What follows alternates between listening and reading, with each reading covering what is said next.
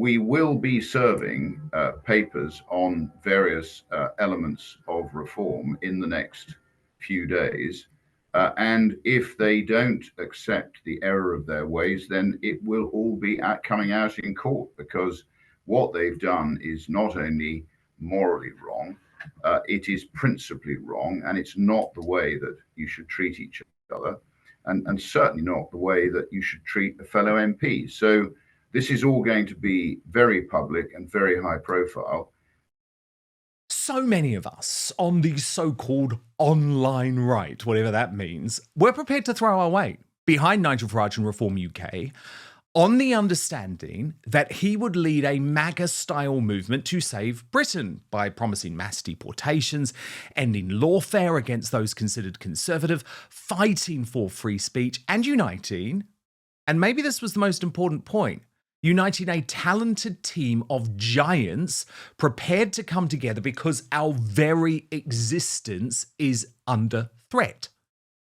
And that's why the 6-week-long campaign designed, and I'm not exaggerating here, designed to destroy the party's best performing MP, Rupert Lowe, has completely shaken our faith in this movement and made us question what is really going on.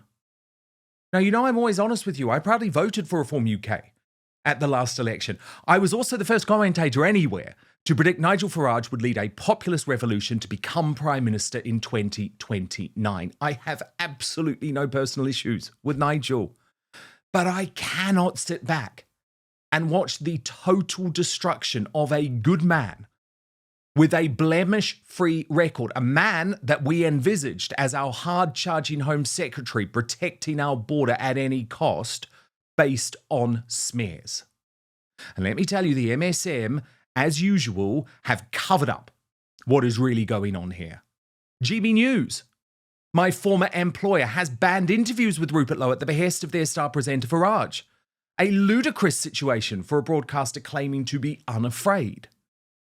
So after weeks of lies, I think it's my responsibility to bring you the truth. But I will caveat by saying that I am not wanting to damage Reform UK before the local elections or anything like that. However, if their approach continues like this, I do wonder if it will be possible for them to ever attract another heavyweight talent to the party again. So I can reveal today that 2 senior figures within Reform UK have directly briefed multiple journalists the downright lie that Rupert Lowe is suffering from dementia in a brazen bid to end his political career. I've also learned that Farage's Daily Telegraph column after the party reported Rupert Lowe to the police for apparently threatening the life of its chairman Zia Youssef was written specifically to act as a dog whistle to that claim.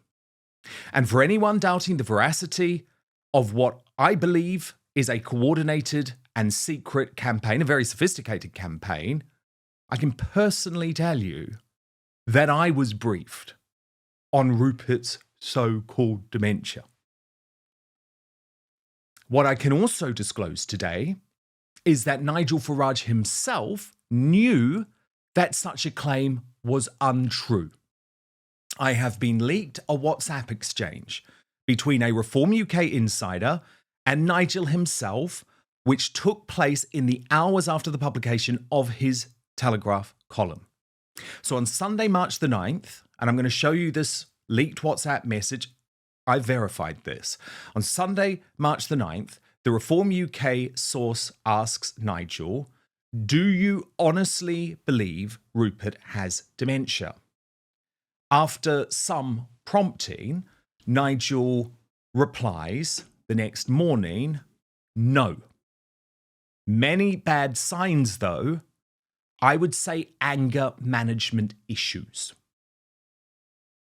So that message proves that Nigel knows that Rupert Lowe does not have dementia. So given that, why has Reform been so desperate to spread this rumour, this dark smear of a serious health condition that literally isn't there? Well, Rupert himself will respond shortly live. But let me tell you, it's my understanding that Yusuf, the party's chairman, likely with Nigel's approval, decided after Elon Musk's endorsement of the Great Yarmouth MP that keeping him within the reform tent was going to be politically impossible. And with that approach, by the way, it's going to be impossible for reform to attract the talent needed to save this country.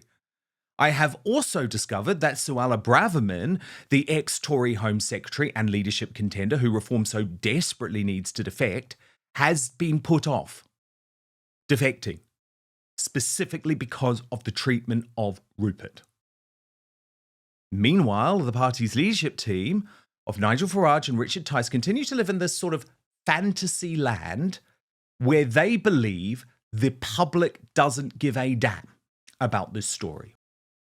So, Rupert, the WhatsApp message I've broadcast today proves that Nigel Farage knows you do not have dementia. Yet my reporting reveals that senior party figures have continued to brief that you do. How has it come to this, and what's your reaction?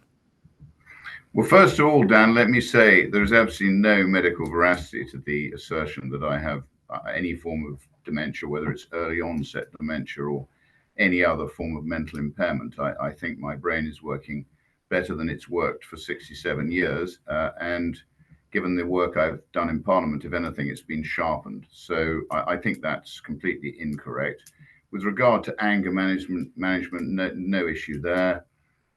With regard to my change in demeanor from when I was in the European Parliament in 2019, I think that's all complete poppycock. But look, it fits this script which they seem to be using to try and denigrate me as a person. They obviously, as you know, came out and they made two complaints. Lee Anderson made a complaint, as did Zia Yusuf, to the police, both of which were completely false in my view. And my lawyers are 99% sure those will be dropped. If they're not dropped, then we're looking at lawfare. The entire process that's been followed by reform has been flawed. I've spent a lot of my own money on a KC's report just looking at the process they've followed, which the lawyer concerned from Blackstone Chambers has confirmed does not basically match up to any form of professional inquiry that one would expect it to. There are conflicts everywhere. You have Casey, who's not actually qualified in employment issues, writing new employment complaints on behalf of the two girls who both were both went through processes for gross misconduct and misconduct. And both actually resigned ahead of the completion of those processes. All of that was done entirely with parliamentary HR input. So it was done entirely properly. And it was an attempt, I think, to smear me with bullying allegations. As you say, the dementia allegations, I think, plumb a new low in terms of footballing analogies, playing the man and not the ball. In rugby terms, tackling low or neck tackling, jump into one's mind. I think what we're seeing what we're seeing here is, sorry, somebody was passing me a note in the background. No, what we're seeing here is an attempt to denigrate me. You probably know, Dan, that my wife and I had a visitation from the police. They took all my firearms and my shotguns away. 4 armed police, 4 cars late at night, left at quarter to midnight. I'm a 67-year-old with a completely unblemished record. I'd never seen the inside of a police station until I visited Hammersmith voluntarily. And now we're just waiting for this process to work its way through. And very often, I think, in modern Britain, the actual process that the state follows is extremely unfair to those people who are innocent. It grinds on a glacial pace. Well, and, indeed, the process is the punishment. It really is. The process is the punishment. And really what's so disappointing about this is that I was standing on a ticket with the other Reform MPs of effectively changing all this lawfare and the rules which are allowing people to make false allegations against each other. And really, great belief in free speech and freedom of speech and all of the Anglo-Saxon virtues that have made this country what it is today. Unfortunately, we've imported a lot of the European sort of rules which didn't used to apply here. The essential difference I use between us and Europe is that in Europe, unless the law tells you can do something, you assume you can't. Whereas here, unless the law tells you can't do something, you assume you can. And that is an absolutely massive difference. And unfortunately, 40 years in the European Parliament meant that we imported a lot of their culture, which ultimately came, a lot of it, from Napoleon. And it's very damaging for freedom and freedom of speech. But I think what we have to do here is look at what Reform are doing and how they've done it and why they've done it. And the reason they've done it now, Dan, we now know the timelines. And yes, it's because I gave an interview to Andrew Pierce with the Daily on Mail. the 25th of February. The complaints relate to meetings which happened in December. There are WhatsApp chains that would not indicate that there was any issue. And both of the statements that are made, in my view, completely false. But I think the issue is Nigel didn't want to talk about the issues that I considered important. And the most important thing to me was that winning the election, I thought was not going to be the issue, because I think the British people are ready for change. Yep. They've watched the two-party system march them close to collapse. I think we are seeing, if you like, the thrashings of a sort of complete failure in terms of government of the country. So I said to Nigel, what we've won that argument, and I think I played a reasonably big part in that with the work I did in Parliament, the work I did on social media, and the people who helped me. I've got a fantastic team around me. And indeed, my constituents in Great Yarmouth, who I think have great faith in me, and I'm absolutely delighted about that. But I said to Nigel, unless we start forming a shadow cabinet, unless we start coming up with policy, unless we start coming up with policies, structures, and an actual plan, so that when we win the election, we deliver for the people, then ultimately we will never be forgiven, and I would not be by his side. And as you say, Elon Musk played his part. I think my social media following was much more powerful than Nigel, became much more powerful than Nigel's. And in a way, what this is, I think, is it's about envy and central planning and narcissism. It's not about what's right for Britain. And I'm driven really by what I want to do, and what I've always wanted to do is to ensure we end up with an accountable government, an accountable parliament in Westminster, which is not what we've got at the moment. Are you saying that you think Nigel is a narcissist? I think Nigel is a narcissist. Yes, I've concluded that. I mean, I would have died in the trenches for Nigel, but I think in the end you have to blame a leader when things go wrong. And I think what has happened in the last 6 weeks is a really poor reflection on both Reform. It's a poor reflection on the way in which Reform is running its future plans for the British people. And I think there are some characters now within Reform who arguably Nigel has delegated too much power to. And as a result of that, he's almost lost control and influence. And do you mean Zia Youssef? I do. Yeah. But to use the dementia card is just going very low down. And I think it's fairly evident for everybody to see that I don't have dementia. Yeah. You're no Joe Biden dodgering your way through an interview. No, I'm not sleepy Joe Biden. And no, exactly. And people can judge for themselves. They can watch our previous exchange. These are long form conversations. Someone with dementia would not be able to cope with that. Let's just be honest about it. Can I ask specifically about the leaked WhatsApp message? If I can say on dementia, yes, please. Dan, I really think this needs saying. How can you use that card? I mean, my mother's 93 and she's got mild dementia. I think dementia is the most upsetting situation for not just the people with it, but their families as well. And to use dementia as a stick with which to beat me, and it fits in with the shotgun script, with the losing control script. It sort of encourages action from the police in terms of confiscating my guns. I think they knew exactly what they were doing, and it really is a vile smear to be using. And I Yes. mean, Labour, the Tories, one might not respect them, Dan, but they've never stooped that low, as far as Well, I'm exactly. This aware. is not what our side is meant to do to each other. That is the point. It's what we expect from the left. It's not what we expect from our side. Can I ask you specifically, Rupert, about the leaked WhatsApp message, which I revealed in my digest? This feels very significant to me, Rupert, because Nigel is admitting that he knows you do not have dementia. Very, very clear. Do you believe he has dementia? No, Nigel answers. You can see that there. Yet, presumably, he knows that the senior figures within the party are briefing that you do, because there's not that many senior figures within the party.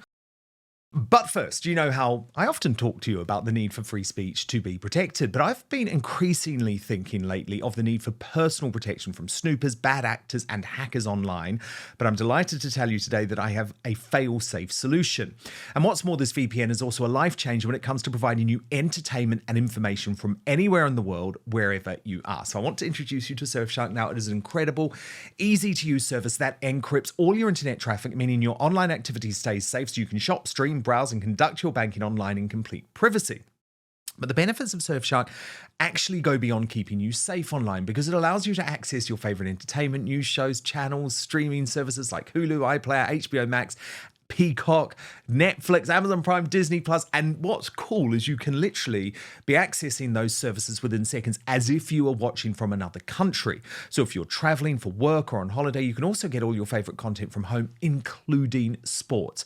It's an insurance policy against creeping censorship in many countries like France, which has blocked Rumble for many months. Effectively, it allows you to watch anything, anytime, anywhere. True freedom.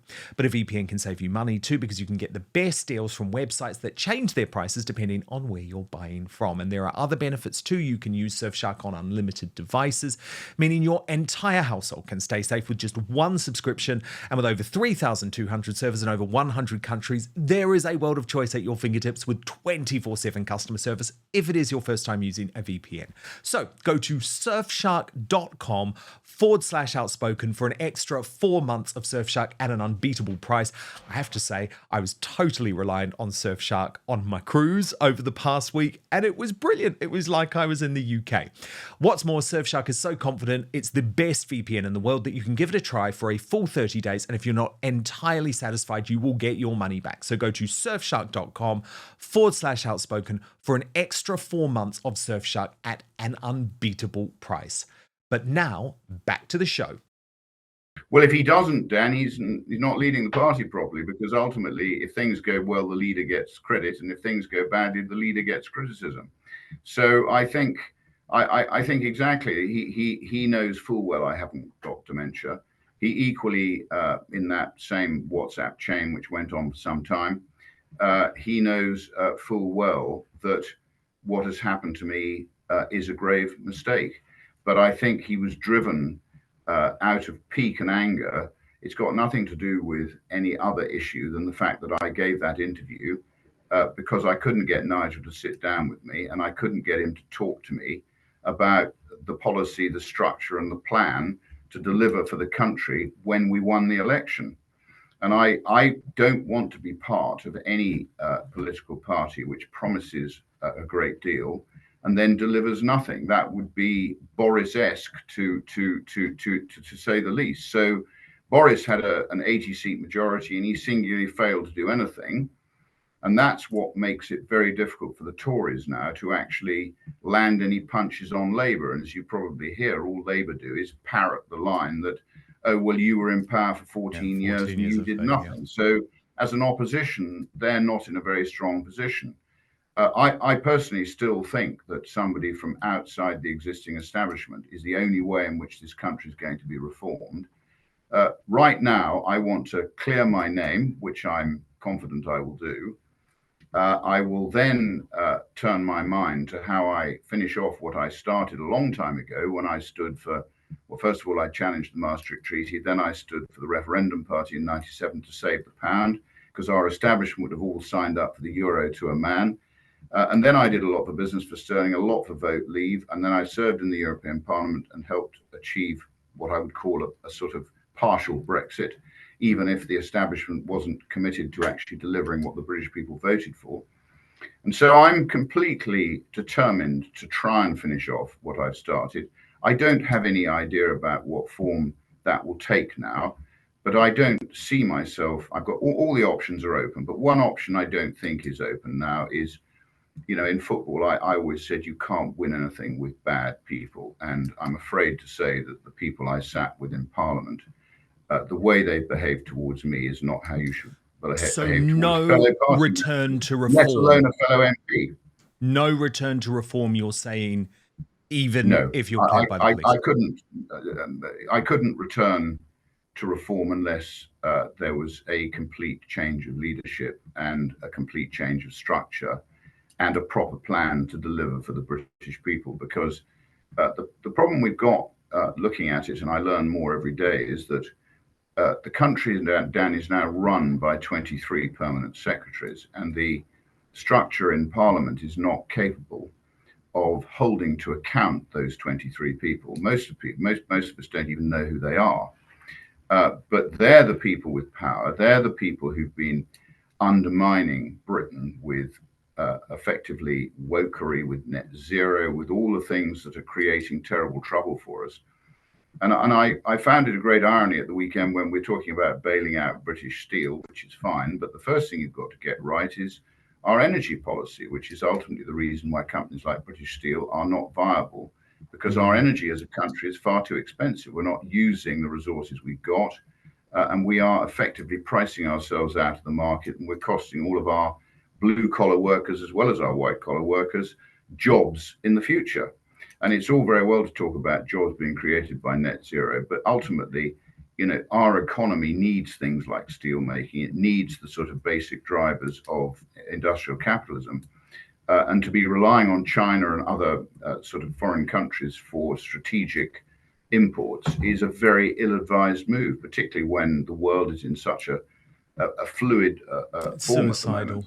Yeah, it's suicidal. It's mad. Rupert, I spoke about in my digest these two specific clips on GB News featuring Richard Tice and Nigel Farage. I do want to play them both to you because I've got them back now so that you can respond. I think it's important, especially given GB News is prepared to talk about you and your situation on air, but isn't actually prepared to interview you. So here is firstly the interview between Richard Tice and Camilla Tominey. This took place last weekend, but it infuriated people because of Richard's reaction to the question as to whether you have dementia.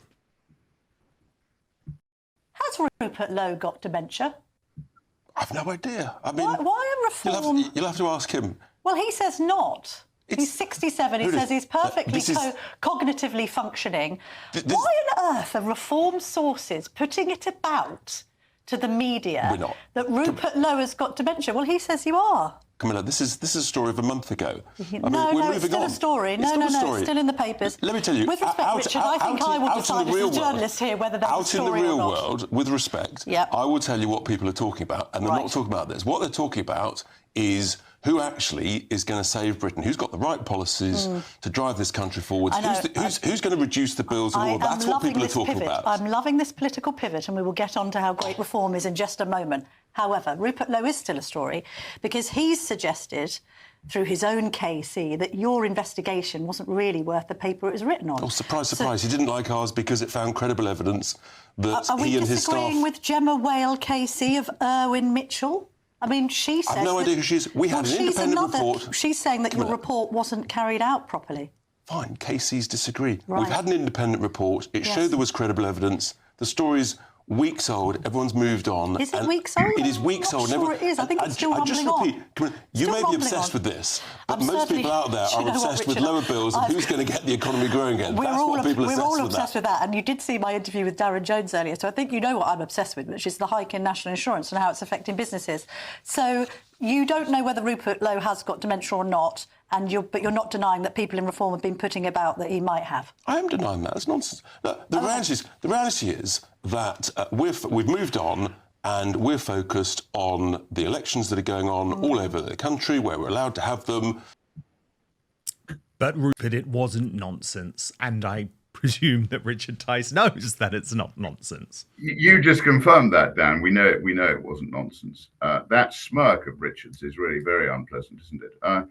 And, you know, I would never have called Richard a close friend, but he was a colleague. He is a fellow MP. And I think that the least he could have done, because he knows I haven't got dementia, but it suits the script. And I think he actually let the cat out of the bag. What they really want to do now is just move on and leave me sort of in their wake and hope that I don't cause them too much trouble. That they've done that to many people in the past, as you know. I mean, Stephen Wolfe. We've had it done to Ben Habib. It's been done to, countless people by Nigel and his cohorts. Suzanne Evans, Christine and Neil Hamilton. Suzanne Evans. You've got Henry Bolton. Kilroy Silk. I mean, look, there's no need to go through Godfrey them all. Bloom. Yeah, But a whole load of political carcasses, and actually, all of those people would probably form a really good party, and I will come to that in just a moment. But if I could say, yes, Dan, please. I mean, on what they did with their, I reviewed the process they followed with the KC, which cost me a lot of money. Yes, and the process they followed was awful. What they populated that process was even worse.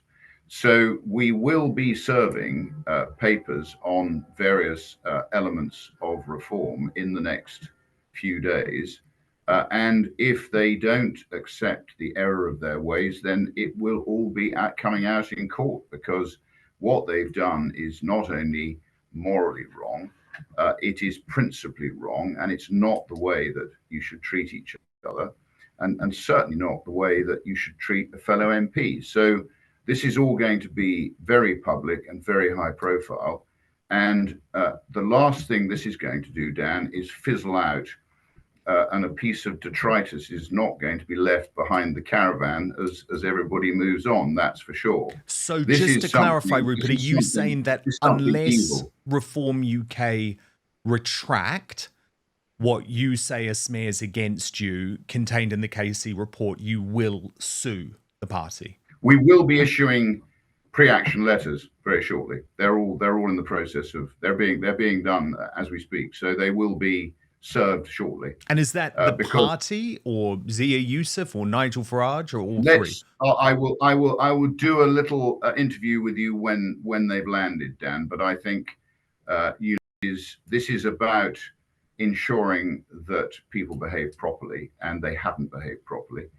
And you know, this does happen to me. I've fought a few libel trials, and I've had a few issues in the past.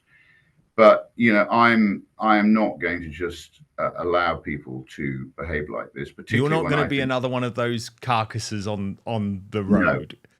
No, I'm not, Dan. And I think it's the country I want to put first. Yeah. It's not about a party. It's about the country. We are being led badly. We haven't got the right people making the right decisions, the long-term decisions on behalf of the British people. We are being taken for fools collectively. And at the end of the day, I think most people in Britain can now see that we need a change in the way in which we're governed. And I'm 67 now, and I'm committed to trying to find a formula which delivers that for the British people. Look at Trump. You're positively a baby, Rupert. You've got 2 decades.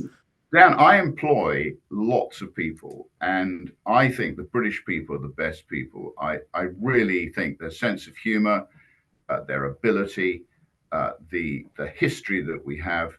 We have the fantastic sort of foundation of a country. The problem is that the head has gone rotten. Mm-hmm. And somehow we've got to cut the head off, and we've got to start to deliver for those people who are actually doing the work. And really that means sorting the state out, because in the same way that it's the NHS that's causing our health service a problem, it's our British state that's causing us a problem. There are too many people now working for the state. They are not productive.